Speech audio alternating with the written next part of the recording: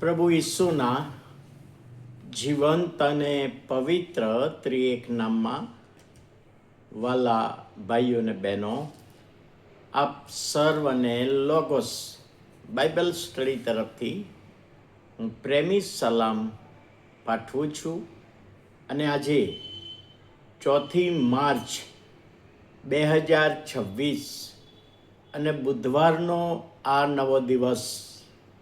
અને બુધવારે આપણે કોઈ એક વ્યક્તિ, પ્રભુના સેવક કે સેવિકાનું મનન આપણે લઈએ છીએ. અને આજે દિલીપ કુમાર એસ ક્રિશ્ચન, જેઓ ઊંઢેલા ગામના વતની છે, આણંદમાં પોતાનું મકાન બનાવીને સ્થાયી ત્યાં થયા છે. પરંતુ તેમના પત્ની ડોરોથીબેન ખંભાતમાં હોસ્પિટલમાં જોબ કરતા હોવાથી ત્યાં ખંભાતમાં તેઓ હાલમાં રહે છે. આણંદ સેન્ટ્રલ પલટણ સાલ્વેશન આર્મીના તેઓ સભ્ય છે. અને દિલીપ કુમાર, જેઓએ પોલીસ ખાતામાં 30 વર્ષની નોકરી ASI તરીકે તેઓ નિવૃત્ત થયા છે. અને આત્મિક અનુભવ સાથે આ મનન તેમણે મોકલ્યું છે.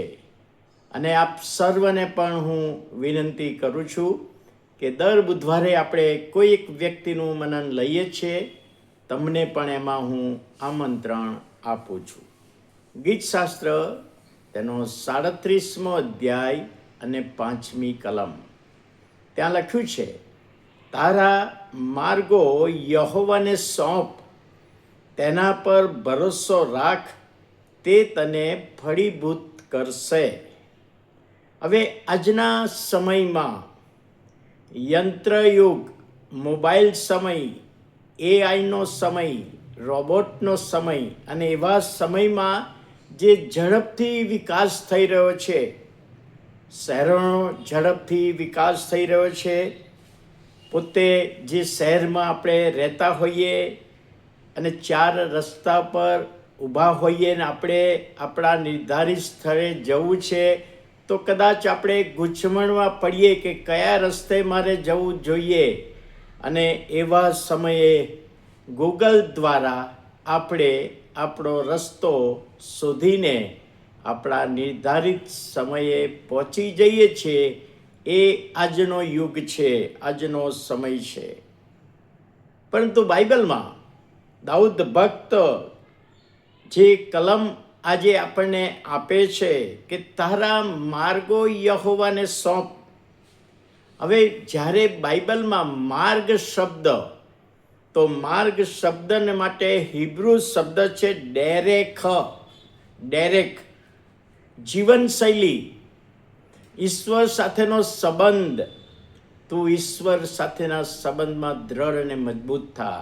તારી જીવનશૈલી બદલ, પાપથી દૂર રહે, પ્રભુમય જીવન જીવ. એ બાબત અહીં આગળ કહેવામાં આવે છે. સંપૂર્ણ સ્વાર્પણની બાબત કહેવામાં આવી છે. ત્યારે દાઉદ ભક્ત આ કલમ દ્વારા આપણને સમજાવે છે કે આપણે જો યહોવાને, પ્રભુને સમર્પિત થયા છીએ, તો આપણા દરેક કાર્યોમાં પ્રભુ આપણને આશીર્વાદ આપે છે, આપણને દોરવણી આપે છે, આપણને સફળતા આપે છે. ગૂગલ પર કદાચ બેટરી આપણા મોબાઈલની 0 થઈ ગઈ હોય, કોઈક એવા વિસ્તારમાં નેટ ન પકડાતું હોય, ટાવરનો પણ પ્રશ્ન હોય, કદાચ બેલેન્સ ખલાસ થઈ ગયું હોય, એવા સમયે ગૂગલ કામમાં આવતું નથી. ભલે ને એ બધું જ બતાવતું હોય, પરંતુ ગૂગલ કામમાં આવતું નથી. પણ પ્રભુ કહે છે, હું સર્વ સમયે, સર્વ સ્થળે તમારી સાથે છું.